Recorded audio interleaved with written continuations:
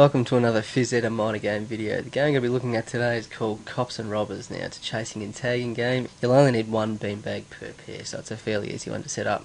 Now, the court that tends to work well is a netball court, so if you've got a netball court you can always use that. If not, you just need to set up some cones, depending on the ability level of your students, around about 15 or 20 metres apart for each section. Okay, now the way you work this game is you'll have your players or your students into pairs. So you can see here, one person in the pair will be the cop, and their partner will be the robber. So the way it works is the coppers tend to head down towards the baseline of the netball court, and the robbers tend to stay on one of the first netball thirds.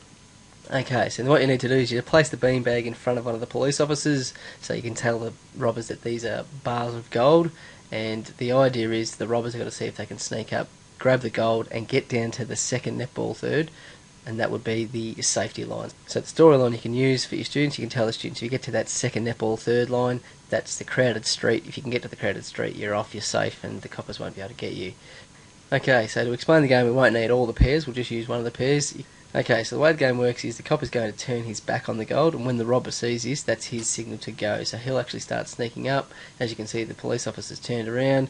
That means the robber has to stop what he's doing and wait for the police officer to turn back around again. So you can see here, he turns back around, he sneaks up again, turns around again, so he stops dead in his tracks. When he turns again, he turns around, robber picks up the gold and makes a break for it. Now you'll see here the police officer's probably just nabbed him before the line, so you'd say here that he's collared him, and that would mean he's been arrested. Now what you can then do is you can reload the game, but because the police officer was too fast for his partner and he caught him, you can then give a bit of a handicap to make it a bit easier for the robber. So you can see here you can move the gold a little bit further away from the police officer, so it might have started off 1.5 metres, 2 metres away.